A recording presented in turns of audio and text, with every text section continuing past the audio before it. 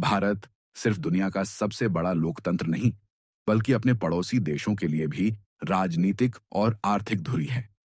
लेकिन पिछले कुछ सालों में भारत के आसपास श्रीलंका, बांग्लादेश और नेपाल में सत्ता परिवर्तन का एक खतरनाक पैटर्न बार-बार दोहराया जा रहा है।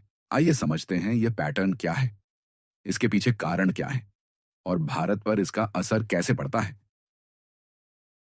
इन देशों में सत्ता परिवर्तन एक ही पैटर्न फॉलो करता है।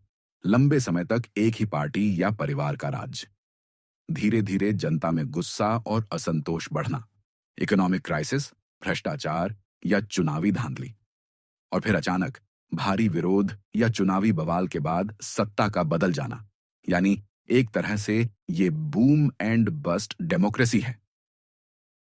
श्रीलंका की कहानी पहले आर्थिक पतन की है। श्रीलंका में राजपक्षे परिवार का दशकों तक दबदबा रहा, लेकिन 2019 से 2022 तक आर्थिक संकट इतना गहरा गया कि जनता सड़कों पर उतर आई। पेट्रोल, डीजल और गैस तक मिलना मुश्किल हो गया। लोग राष्ट्रपति भवन में घुस गए। हालात इतने बिगड़े कि राष्ट्रपति गोटाबाया राजपक्षे को देश छोड़कर भागना पड़ा।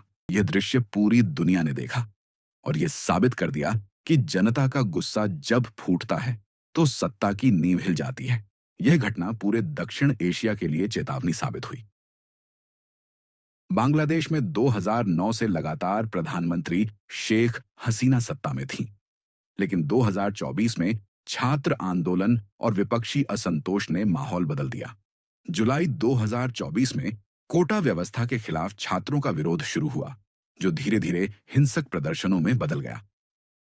5 अगस्त 2024 को हालात काबू से बाहर हो गए और शेख हसीना ने इस्तीफा देकर देश छोड़ दिया। इसके बाद एक अंतरिम सरकार का गठन किया गया।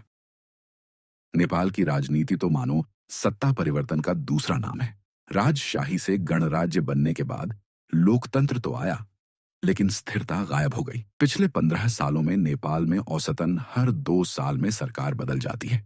कभी ओली, कभी प्रचंड, कभी शेर बहादुर देउबा।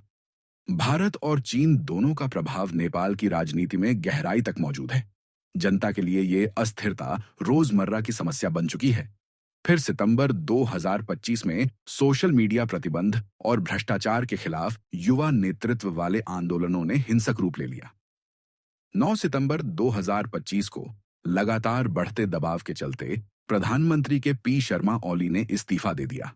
नेपाल में लगभग हर 2 साल में सरकार बदलने की परंपरा एक बार फिर दोहराई गई। इन अलग अलग घटनाओं में कुछ सामान्य कारण लगातार दिखते हैं। आर्थिक संकट और महंगाई, रोजमर्रा के संकट जनता को सड़क पर ला देते हैं।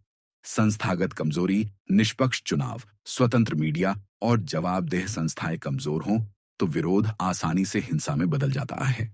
वंशवादी राजनीति, लंबे समय तक एक ही परिवार या कुछ चेहरों का दबदबा, युवा चालित आंदोलन, नई पीढ़ी सोशल मीडिया के जरिए तेजी से संगठित होकर सत्ता को चुनौती देती है। पड़ोस की अस्थिरता भारत पर कई तरीकों से असर डालती है। सीमाएं, सुरक्षा और प्रवासन, हिंसा और अस्थिरता शरणार्थी और सीमा पार सुरक्षा खतरों को जन्म दे सकती है। आर्थिक दबाव, पड़ोसी आर्थिक संकटों में भारत को आपात मदद और राहत पैकेज देना पड़ता है। कूटनीतिक चुनौती, हर बार नई सरकार आने पर भारत को रिश्ते फिर से बनाने पड़ते हैं और चीन इन मौकों का फायदा उठाता है। इन घटनाओं का सबसे बड़ा सबक यही है, स्थिरता तभी बनी रहती है जब जनता का भरोसा शासन और संस्थाओं पर बना रहे। श्रीलंका, बांग्लादेश और नेपाल तीनों में जनता का भरोसा टूटा और परिणाम स्वरूप सत्ता बदल गई।